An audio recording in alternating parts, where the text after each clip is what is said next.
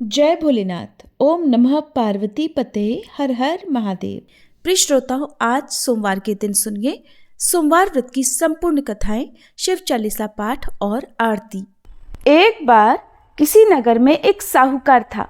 उसके घर में धन की कोई कमी नहीं थी, लेकिन कोई संतान न होने के कारण वह बड़ा दुखी था।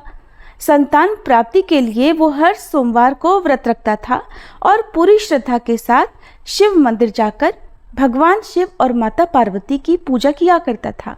उसकी भक्ति देखकर एक दिन माँ पार्वती प्रसन्न होकर भगवान शिव से साहूकार की मनोकामना पूर्ण करने का निवेदन करती हैं।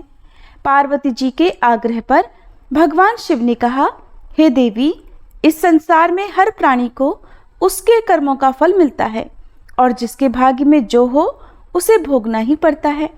लेकिन पार्वती जी ने साहूकार की भक्ति देखकर उसकी मनोकामना पूर्ण करने की इच्छा व्यक्त की। माता पार्वती के आग्रह पर भगवान शिव ने साहूकार को पुत्र प्राप्ति का वरदान तो दिया, लेकिन उन्होंने बताया कि ये बालक केवल 12 वर्षों तक ही जीवित रहेगा। माता पार्वती और भगवान शिव की इस संवाद को साहूकार सुन रहा था, इसलिए उसे न तो इस बात की खुशी हुई और न ही कोई दुख, बल्कि वो पहले की तरह ही शिव जी की पूजा करता रहा। कुछ समय के बाद साहूकार की पत्नी ने एक पुत्र को जन्म दिया। जब वह बालक 11 वर्ष का हुआ तो उसे पढ़ने के लिए काशी भेज दिया गया। साहूकार ने पुत्र के मामा को बुलाकर उसे बहुत सारा धन देते हुए कहा कि तुम इस बालक को काशी विद्या पढ़ने के लिए लेकर जाओ। तुम लोग रास्ते में यज्ञ कराते जाना और ब्राह्मणों को भोजन दक्षिणा देते हुए जाना। दोनों मामा भांजे इसी तरह यज्ञ कराते और ब्राह्मणों को दान दक्षिणा देते काशी नगरी निकल पड़े। इस दौरान रात में एक नगर पड़ा जहां नगर के राजा की कन्या का विवाह था, लेकिन जिस राजकुमार से उसका विवाह होने वाला था वह एक आंख से काना था। राजकुमार के पिता ने अपने पुत्र के काना होने की बात को छुपाने के लिए सोचा, क्यों ना उस साहूकार के पुत्र को दूल्हा बनाकर राजकुमारी से विवाह करा दूं और विवाह के बाद इसको धन देकर विदा कर दूंगा और राजकुमारी को अपने नगर ले आऊंगा। लड़के को दूल्हे के वस्त्र पहनाकर राजकुमारी से विवाह करा दिया गया। साहूकार का पुत्र ईमानदार था, उसे ये बात सही नहीं लगी, इसलिए उसने अवसर पाकर राजकुमारी के दुपट्टे पर लिख दिया कि तुम्हारा विवाह तो मेरे साथ हुआ है, लेकिन जिस राजकुमार के संग तुम्हें भेजा जाएगा वो एक आंख से काना है। मैं तो काशी विद्या पढ़ने जा रहा हूँ।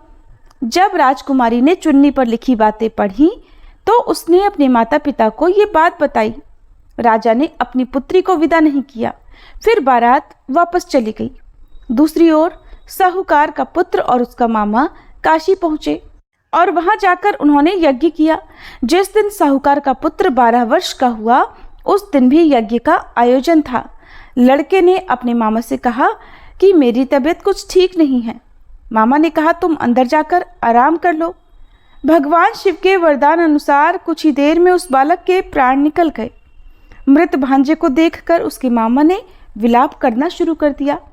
संयोगवश उसी समय भगवान शिव और माता पार्वती उधर से जा रहे थे। पार्वती जी ने भोलेनाथ से कहा, स्वामी, मुझे इसके रोने का स्वर सहन नहीं हो रहा, आप कृपया इस व्यक्ति के कष्ट को अवश्य दूर कीजिए। जब भगवान शिव मृत बालक के समीप गए तो वह बोले कि ये उसी साहूकार का पुत्र है जिसे मैंने 12 वर्षों की आयु का वरदान दिया था। अब आज इसकी आयु पूरी हो चुकी है। लेकिन मातृभाव से विभोर माता पार्वती जी कहने लगी, हे महादेव, आप इस बालक को और आयु देने की कृपा करें, नहीं तो इसके वियोग में इसके माता पिता भी तड़प तड़प कर मर जाएंगे। माता पार्वती के पुनः आग्रह पर भगवान शिव ने उस लड़के को जीवित होने का वरदान दिया। शिव जी की कृपा से वह लड़का जीवित हो गया। शिक्षा पूरी करके लड़का मामा के साथ अपने नगर की ओर वापस चल पड़ा। दोनों चलते हुए उसी नगर में पहुंचे जहां उसका विवाह हुआ था। उस नगर में भी उन्होंने यज्ञ का आयोजन किया। उस लड़के के ससुर ने उसे पहचान लिया और महल में ले जाकर उसकी खूब आवभगत की और अपनी पुत्री को धूमधाम से विदा कर दिया। इधर साहूकार और उसकी पत्नी भूखे प्यासे रहकर अपने बेटे की प्रतीक्षा कर रहे थे। उन्होंने प्रण कर रखा था कि अगर उन्हें अपने बेटे की मृत्यु का समाचार मिला तो वो भी प्राण त्याग देंगे, परंतु अपने बेटे के जीवित होने का समाचार पाकर वे बेहद प्रसन्न हुए। उसी रात भगवान शिव ने साहूकार के स्वप्न में आकर कहा, हे श्रेष्ठी, मैंने तेरे सोमवार के व्रत करने और व्रत कथा सुनने से प्रसन्न होकर तेरे पुत्र को लंबी आयु प्रदान की है। इसी प्रकार जो कोई सोमवार व्रत करता है या कथा सुनता और पढ़ता है, उसके सभी दुख दूर होते हैं और सभी मनोकामनाएं पूर्ण होती हैं। सभी प्रेम से बोलिए भोले शंकर भगवान की जय, माता पार्वती की जय। जिन्होंने श्रद्धा से सोमवार का व्रत किया, ये पावन कथा सुनी और भगवान शिव का पूजन किया, उनके जीवन से समस्त दुख, रोग, शोक और संकट दूर होते हैं। ये व्रत न केवल सांसारिक सुखों को प्रदान करता है, बल्कि भगवान शिव की अपार कृपा से आत्मिक शांति, मोक्ष और चिर सुख की प्राप्ति भी कराता है। अब आइए हम पूर्ण समर्पण और सच्चे मन से भगवान से प्रार्थना करते हैं। हे नीलकंठ भगवान शिव, आप भोले हैं, दयालु हैं, आशुतोष हैं। हमने जो कुछ भी पूजा, व्रत और कथा श्रवण किया, उसमें यदि कोई त्रुटि रह गई हो तो क्षमा करें। हमें अपने चरणों में अटल भक्ति और जीवन में सच्ची समझ प्रदान करें। हमारे जीवन से अज्ञान, अहंकार और अधर्म का नाश करें। शिव शिव कहकर हम जीवन की राह पर चलें, यही हमारा संकल्प है। ओम नमः शिवाय। सोमवार व्रत की महिमा अमोघ है। जो भक्त सच्चे मन से इसका पालन करते हैं, उनके जीवन में धन, वैभव, संतान सुख, वैवाहिक सुख और सभी मनोरथों की पूर्ति निश्चित होती है। भगवान शिव से यही प्रार्थना है कि हम सभी पर उनकी कृपा बनी रहे। एक बार भोलेनाथ और माता पार्वती जी मृत्युलोक में भ्रमण करने पधारे। दोनों विदर्भ देश में अमरावती नाम की सुंदर नगरी में जा पहुंचे। ये नगरी सभी प्रकार के सुखों से भरपूर थी। वहाँ बहुत सुंदर सुंदर शिव जी के मंदिर भी थे। भगवान शंकर देवी पार्वती जी के साथ उन्हीं में से एक मंदिर में निवास करने लगे। एक दिन माता पार्वती ने भोलेनाथ के साथ चौसर खेलने की इच्छा प्रकट की। भगवान शिव ने उनकी बात सुन ली और वे दोनों चौसर खेलने लगे। तभी मंदिर का पुजारी पूजा करने आया। माता पार्वती ने पुजारी से पूछा, पुजारी जी बताओ, हम में से कौन जीतेगा? पुजारी जी ने कहा, महादेव ही जीतेंगे। थोड़ी ही देर बाद खेल समाप्त हुआ तो विजय देवी पार्वती जी की हुई। माता पार्वती ने पुजारी जी से पूछा, बताओ पुजारी जी, हम में से विजय किसकी हुई? तब पुजारी जी ने महादेव को ही विजयी होने की बात बताई। ये सुनकर देवी पार्वती जी को पुजारी जी पर क्रोध आया और उन्हें कोढ़ी होने का श्राप दे दिया। कोढ़ से ग्रस्त पुजारी बहुत दुखी रहने लगे। एक दिन देवलोक की अप्सरा भगवान शिव की पूजा करने के लिए उस शिव मंदिर में आई। पुजारी जी की कोढ़ की अवस्था देखकर दया भाव से पूछताछ करने लगी। तब पुजारी जी ने सारी बात अप्सरा को बता दी। उनमें से एक अप्सरा बोली, आप सभी व्रतों में श्रेष्ठ 16 सोमवार के व्रत करो, इससे शिवजी प्रसन्न होंगे और वे तुम्हारे कष्ट अवश्य दूर करेंगे। पुजारी जी ने इस व्रत की विधि पूछी। तब अप्सराओं ने बताया, सोमवार के दिन व्रत रखो, स्वच्छ वस्त्र धारण करो, संध्या और उपासना के बाद आधा किलो गेहूं का आटा लेकर इसके 3 भाग करो। घी, गुड़, दीप, नैवेद्य, पुंगी फल, बेलपत्र, जनेऊ जोड़ा, चंदन, अक्षत और पुष्प आदि से प्रदोष काल में भगवान शंकर का पूजन करो। 3 भागों में से 1 भाग शिव जी को अर्पण करो, बाकी 2 को शिव जी के प्रसाद के रूप में उपस्थित जन को बांट दो। खुद भी प्रसाद ग्रहण करो। इस तरह 16 सोमवार व्रत करो। 17वें सोमवार को पाव भर की पवित्र आटे की बाटी बनाओ, उसमें घी और गुड़ मिलाकर चूरमा बनाओ, शिव जी को भोग लगाकर उपस्थित भक्तों में बांट दो। इसके बाद परिवार सहित प्रसाद ग्रहण करो तो इससे सभी मनोरथ पूर्ण हो जाते हैं। ऐसी बात बताकर अप्सराएं चली गईं। पुजारी जी ने अप्सराओं की बताई विधि अनुसार 16 सोमवार के व्रत किए, जिसके पुण्य प्रताप से भगवान शिव की कृपा और माता पार्वती की दया से पुजारी जी कोढ़मुक्त हो गए और आनंद से रहने लगे। कुछ समय के बाद भगवान शिव और देवी पार्वती जी वापस उसी मंदिर में आए। देवी पार्वती ने पुजारी जी को निरोगी देखकर कारण पूछा तो पुजारी जी ने 16 सोमवार व्रत की महिमा बताई। पार्वती जी खुद भी 16 सोमवार व्रत रखने के लिए तैयार हो गई और इस व्रत को करने से उनके रूठे हुए पुत्र कार्तिकेय जी देवी पार्वती जी के आज्ञाकारी हो गए। कार्तिकेय जी ने जब माता से पूछा कि माता आपने ऐसा क्या किया जिससे मेरा हृदय परिवर्तन हो गया, तब देवी पार्वती ने 16 सोमवार की कथा उन्हें सुना दी। कार्तिकेय जी ने अपने विशेष मित्र से जो कहीं खो गया था उससे मिलने की कामना में 16 सोमवार के व्रत किए तो उनका खोया हुआ मित्र उन्हें जल्दी मिल गया। मित्र ने इस आकस्मिक मिलन का कारण पूछा तो कार्तिकेय जी ने उसे 16 सोमवार का व्रत करना बताया। मित्र ने व्रत की विधि विधान पूछा और स्वयं के विवाह की मनोकामना से 16 सोमवार के व्रत धारण किए। इसके बाद कार्तिकेय जी का मित्र एक स्वयंवर सभा में गया तो वहां की राजकुमारी ने आकर्षित होकर उसके गले में वरमाला डाल दी और उसे अपना पति स्वीकार कर लिया। तब राजा ने बहुत सारा धन और सामान देकर उसको भेजा। अब वे दोनों सुख से रहने लगे। जब 16 सोमवार के व्रत का उसकी पत्नी को पता लगा तो उसने पुत्र प्राप्ति की कामना से 16 सोमवार के व्रत किए। उसके कुछ समय बाद एक अति सुंदर, सुशील और बुद्धिमान पुत्र प्राप्त हुआ। जब वह बड़ा हुआ तो उसने अपनी माँ से 16 सोमवार के व्रत की गाथा सुनी। तब उसने भी राज्याधिकार प्राप्त करने के लिए 16 सोमवार के व्रत शुरू कर दिए। एक राजा को अपनी कन्या के लिए योग्य पुरुष की खोज थी। राजा ने अपनी कन्या का विवाह उस सर्वगुण संपन्न पुरुष से कर दिया। राजा के कोई पुत्र नहीं था तो उसने अपने दामाद की योग्यता देखकर उसे राजा बना दिया। राजा बनने के बाद भी वह 16 सोमवार के व्रत करता। 17वां सोमवार आने पर उसने अपनी पत्नी से शिवजी की पूजा के लिए मंदिर चलने को कहा तो उसने दासियों से कहकर पूजा की सामग्री तो भिजवा दी लेकिन खुद नहीं गई। अब इधर राजा ने शिवजी की पूजा समाप्त की तो आकाशवाणी हुई, हे राजा, अपनी रानी को राजमहल से निकाल दे, नहीं तो सर्वनाश हो जाएगा। राज दरबार में आकर सभासदों से विचार विमर्श किया और सर्वनाश के भय से रानी को राजमहल से निकाल दिया गया। अपने दुर्भाग्य को कोसती हुई रानी नगर से बाहर चली गई। दुखी मन से चलते हुए वह एक गांव में जा पहुंची।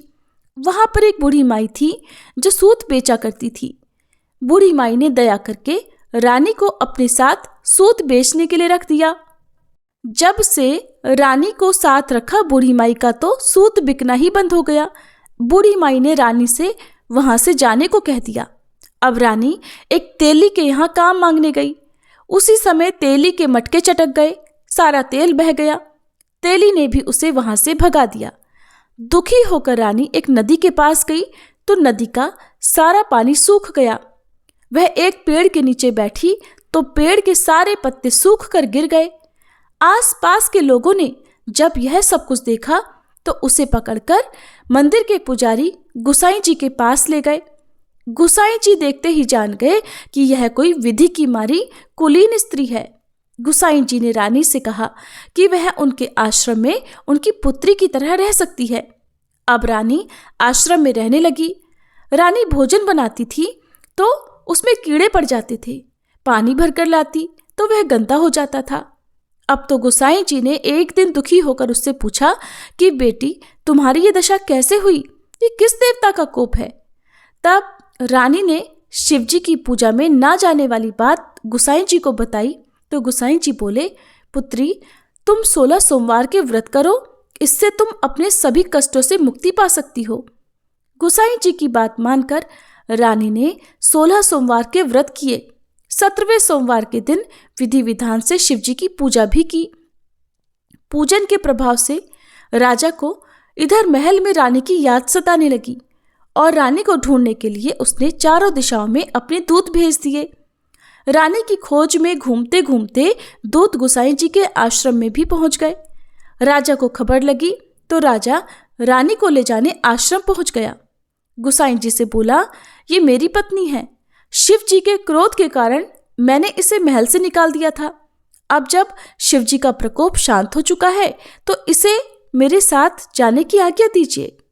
गोसाई जी ने रानी को राजा के साथ जाने की आज्ञा दे दी। रानी बहुत प्रसन्न हुई।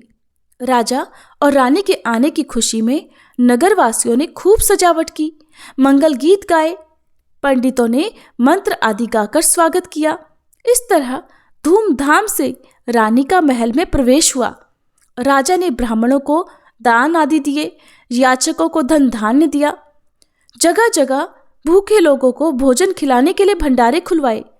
राजा रानी 16 सोमवार के व्रत करते हुए शिव जी का विधि विधान से पूजन करते हुए सुखपूर्वक लंबे समय तक जीवन बिताने के बाद शिवलोक को पधार गए।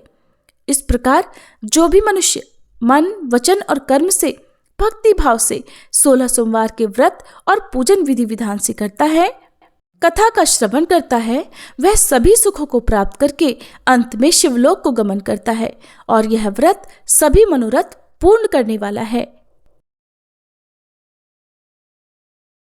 आइए अब हम सभी सच्चे मन से भगवान शिव से क्षमा प्रार्थना करें।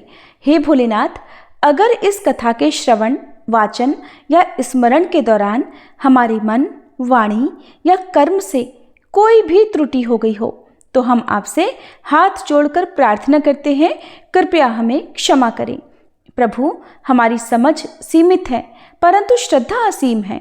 अगर किसी पवित्र प्रसंग को हमने अधूरा समझा, अधूरा सुना या फिर किसी दिव्यता को पूरी तरह व्यक्त नहीं कर सके तो ये केवल हमारी अल्प बुद्धि है। उसकी दोषिता हमारी नहीं बल्कि हमारी अवस्था की है। आप तो दयालु हैं, कृपामय हैं, भक्तों के हर अपराध को क्षमा कर देने वाले हैं। हे भोलेनाथ, हमारी इस भक्ति यात्रा को स्वीकार करें और हमारे दोषों को नष्ट करके हमें अपनी शरण में रखें।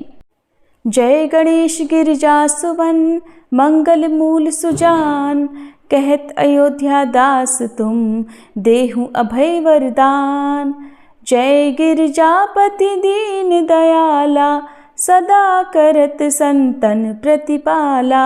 भाल चंद्रमा सोहत नीके, कानन कुंडल नाग फनीके। अंग गौर शिर गंग बहाए, मुंड माल तन क्षार लगाए। वस्त्र खाल बाघांबर सोहे, छवि को देखी नाग मन मोहे।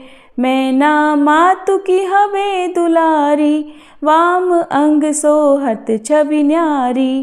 कर त्रिशूल सोहत छवि भारी, करत सदा शत्रुन क्षयकारी। नंदी गणेश सोहित है कैसे, सागर मध्य कमल है जैसे। कार्तिक श्याम और गणराऊ, या छवि को कही जात न काऊ। देवन जब ही जाय पुकारा, तब ही दुख प्रभु आप निवारा। किया उपद्रव तारक भारी, देवन सब मिली तुम ही जुहारी। तुरत षडानन आप पठायऊ, लव निमेष मह मारी गिरायऊ।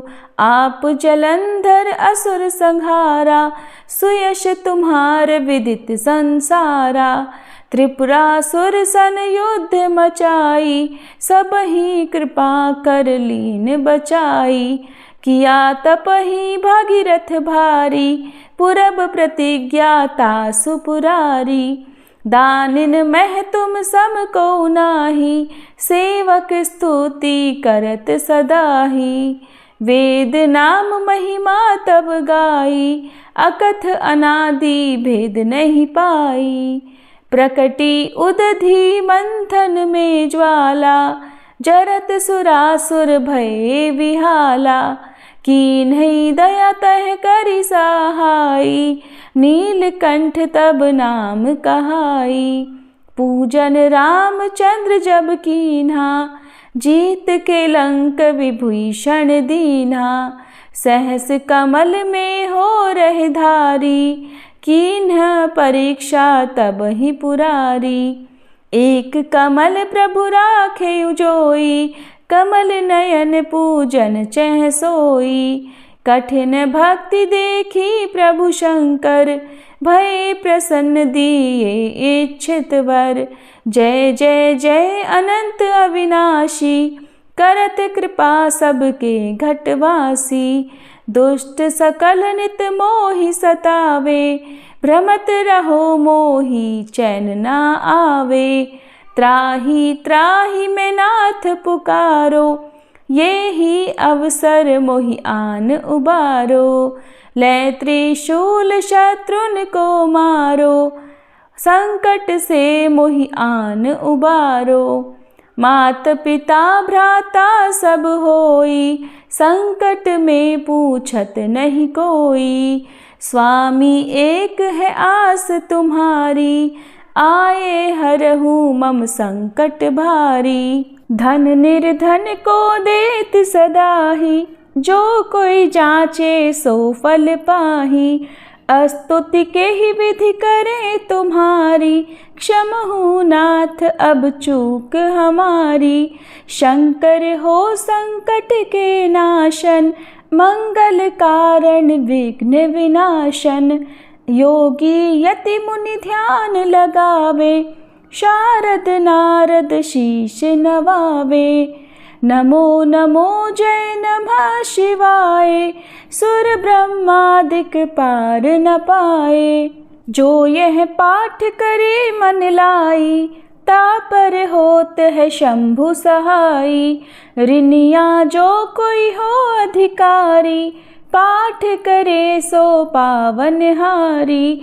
पुत्र होन कर इच्छा जोई, निश्चय शिव प्रसाद ते ही होई। पंडित त्रयोदशी को लावे, ध्यान पूर्वक होम करावे। त्रयोदशी व्रत करे हमेशा, ताके तन नहीं रहे कलेशा। धूप दीप नैवेद्य चढ़ावे, शंकर सम्मुख पाठ सुनावे। जन्म जन्म के पाप नसावे, अंत धाम शिवपुर में पावे। कहे अयोध्या दास आस तुम्हारी, जानी सकल दुख हरहु हमारी। नित नेम कर प्रातः ही पाठ करो चालीसा, तुम मेरी मनोकामना पूर्ण करो जगदीश। मगसर छठी हेमंत ऋतु संवत 64 जान, अस्तुति चालीसा शिव ही पूर्ण कीन कल्याण। ओम जय शिव ओमकारा, स्वामी जय शिव ओमकारा। ब्रह्मा विष्णु सदा शिव, अर्धांगी धारा। ओम जय शिव ओमकारा। एकानन चतुरानन पंचानन राजे, स्वामी पंचानन राजे। हंसासन गरुड़ासन वृषवाहन साजे। ओम त्रिगुण रूप निरखता, त्रिभुवन जो भुज चार चतुर्भुज। शिव 10 भुज अति सोहे, अक्षमाला वनमाला। मुंडमाला धारी, स्वामी मुंडमाला धारी। चंदन मृग मद सोहे, भाले शशिधारी। ओम जय शिव ओमकारा। श्वेतांबर पीतांबर बाघांबर अंगे, स्वामी बाघांबर अंगे। सनकादिक गरुड़ादिक भूतादिक संगे। ओम जय शिव ओमकारा। कर के मध्य कमंडल चक्र त्रिशूलधारी, स्वामी चक्र त्रिशूलधारी। सुखकारी दुखहारी जग पालनकारी। ओम जय शिव ओमकारा। ब्रह्मा विष्णु सदा शिव, जानत अविवेका। स्वामी जानत अविवेका। प्रणवाक्षर में शोभित ये तीनों एका।